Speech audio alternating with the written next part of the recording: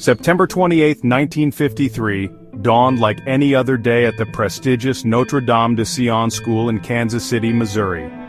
Children, their laughter echoing in the morning air, arrived for another day of learning and play. Among them was 6-year-old Bobby Greenlease, a sweet, unsuspecting boy who loved his dog and toy cowboys. He had no idea this day would be different. At the helm of Bobby's first-grade class was Sister Mirand, a kind woman dedicated to her students. As she ushered her charges into the classroom, a well-dressed woman approached. She wore a worried expression. "Sister," she began, "there's been an accident. Bobby's mother is very ill." The woman wove a convincing narrative about a car accident. Sister Mirand, filled with sympathy, never suspected deception. She led Bobby from the classroom, leaving him in the care of the stranger. It was a decision she would regret for the rest of her life. As Bobby walked away hand in hand with the woman, he had no idea he was leaving behind the safety of his school and the love of his family. He didn't know that he was walking into a nightmare. Breaking news. Robert Cosgrove Greenlease Jr., known affectionately as Bobby, was the apple of his parents' eyes. His father, Robert Greenlease Sr., was a wealthy car dealer, a prominent figure in Kansas City society. His mother, Virginia, doted on her only son, showering him with affection and the finest things their wealth could buy. The Greenleases lived a life of privilege, residing in a grand mansion and enjoying the trappings of success. But beneath the veneer of wealth, they were a family bound by love. Bobby was the center of their world, a bright spark that illuminated their lives. When Bobby failed to return home from school that day, panic set in. Virginia, frantic with worry, contacted her husband. Their worst fears were confirmed when the school informed them of the woman who had taken Bobby. They were thrust into a nightmare that no parent should ever have to endure. Out for his mother, his small voice echoing in the silence of the farmhouse, his pleas falling on deaf ears. He strung them along, relishing the power he wielded over them, feeding their desperation with false hope. Section 5. The Investigation.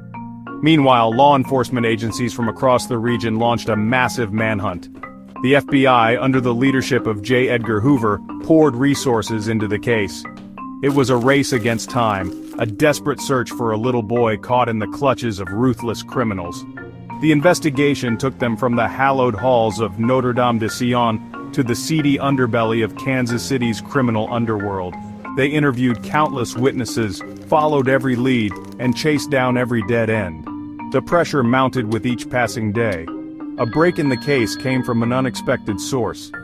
A neighbor of Carl Hall's, a woman named Ruth Collins, came forward with crucial information.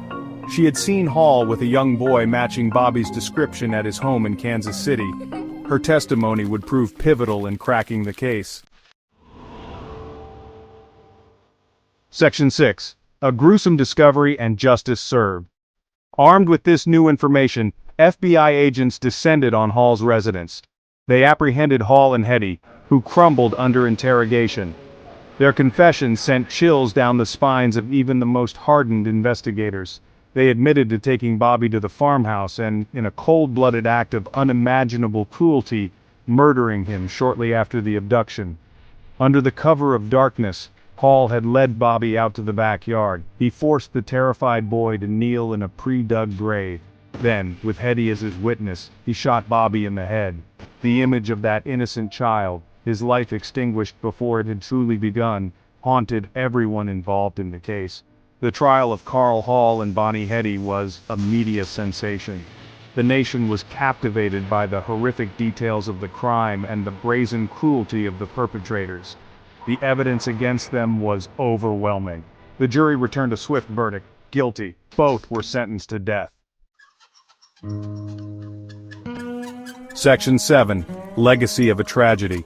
On December 18, 1953, just 11 weeks after they had snatched Bobby Greenlease from the innocence of childhood, Carl Hall and Bonnie Heady were executed in the Missouri gas chamber. It was a swift end to their reign of terror, but it did little to assuage the grief of Bobby's family, or the nation's collective horror. The Greenlease Kidnapping sent shockwaves through America. It shattered the illusion of safety, reminding everyone that even in the supposed tranquility of post-war America, evil lurked in the shadows. The case led to changes in law enforcement procedures and a renewed focus on child safety. But for those who knew and loved Bobby Greenlease, the pain of his loss never truly faded. He became a symbol of innocence lost, a stark reminder of the darkness that can lurk beneath the surface of even the most seemingly civilized society.